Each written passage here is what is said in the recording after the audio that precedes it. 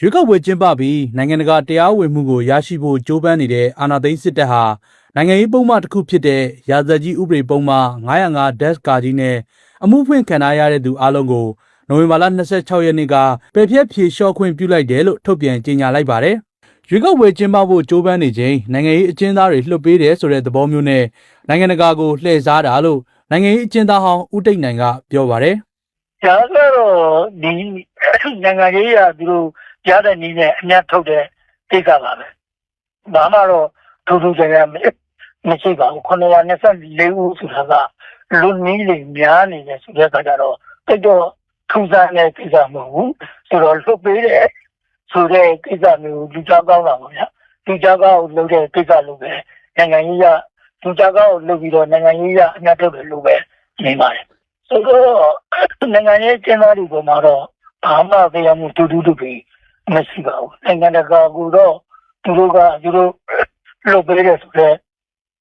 စကားလုံးတွေကနားလည်ပါရရုပ်တဲ့သဘောပါပဲထုတ်ပြန်ချက်အရ905 ကာကြီးနဲ့အမှုဖွင့်တရားရင်ဆိုင်ကြားနာနေရဆဲ9580ဦးပြစ်ဒဏ်ကြခံနေရသူ3085ဦးရှိပါတယ်။ဒီထဲကကြားနာဆဲလူတွေကိုပယ်ဖျက်ပေးလိုက်ပါတယ်။အမှုတွဲတွေရှိတဲ့ပြစ်ဒဏ်ကြခံနေရသူ2362ဦးကိုတော့905 ကာကြီးတမှုတဲကိုလွတ်ငြိမ်းသက်သာခွင့်ပေးလိုက်တာပါ။905 ကာကြီးတမှုတဲနဲ့ပြစ်ဒဏ်ကြခံနေရသူ924ဦးကိုတော့နောက်တစ်ခါပြစ်မှုကျူးလွန်ရင်ကြန့်ရှိတဲ့ပြစ်ဒဏ်တွေကိုပါဆက်လက်ကြခံရမယ်ဆိုတဲ့ခံဝင်ချက်နဲ့ပြန်လွှတ်ပေးတာဖြစ်ပါတယ်။ဆိုတော့အခုကသူတို့ရဲ့ကြေညာချက်ရဆိုလို့ရှိရင်ဒီပုံမှန်တစ်ခုတည်းမကဆွဲချက်နဲ့ဒီပြီးတော့ထောက်ချထားတာဒီ2360နဲ့တူတွေက905ကကြီးနဲ့ဆိုတဲ့ပုံမှန်ကိုတက်လာလိုက်တယ်ပေါ့ဆိုတော့ဒီ2360ကတရားမှမလုပ်ဘူးဆိုတော့တခြားပုံမှန်တွေနဲ့ဆက်ပြီးတော့ကြာနေတယ်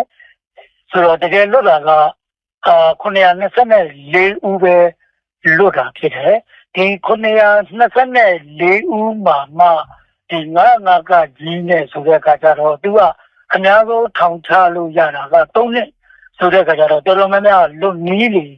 ဖြစ်နေတာကိုတွေ့ရပါတယ်ရာဇသတ်ကြီးဥပဒေပုံမှန်905 ကာကြီးဟာစစ်အာဏာသိမ်းပြီးတဲ့နောက်2021ခုနှစ်ဖေဖော်ဝါရီလ14ရက်နေ့မှာဗိုလ်ချုပ်မှူးကြီးမင်းအောင်လှိုင်လက်မှတ်ရေးထိုးပြီးအသစ်ထုတ်ပြန်ခဲ့တဲ့ဥပဒေဖြစ်ပါတယ်။အဲ့ဒီပုံမှန်အရအစိုးရဝန်ထမ်းတဦးကိုပြစ်မှုကျူးလွန်စေဖို့ဓာတ်ရိုက်ဖြစ်စေတွဲဝိုက်ပြီးဖြစ်စေထိတ်လန့်စေတာသွေးထိုးလှုံ့ဆော်တာနဲ့မမှန်သတင်းတွေဖြန့်တာတွေကိုကျူးလွန်ရင်ငွေဒဏ်ဒါမှမဟုတ်အမြင့်ဆုံးထောင်ဒဏ်3နှစ်ကျခံရမယ်လို့ပြဋ္ဌာန်းထားပါတယ်။အာဏာသိမ်းမှုကိုစန့်ကျင်ကြသူတွေကိုအဲ့ဒီပုံမှန်အပြင်အခြားပုံမှန်တွေနဲ့ဖမ်းဆီးထိန်းသိမ်းထားသူတွေထဲမှာနိုင်ငံတော်သမ္မတဦးဝင်းမြင့်နဲ့နိုင်ငံတော်တိုင်ပင်ခံပုဂ္ဂိုလ်ဒေါအောင်ဆန်းစုကြည်အပါအဝင်2000ကျော်ရှိတယ်လို့နိုင်ငံရေးကျင်းသားများကူညီစောင့်ရှောက်ရေးအသင်း AAPP က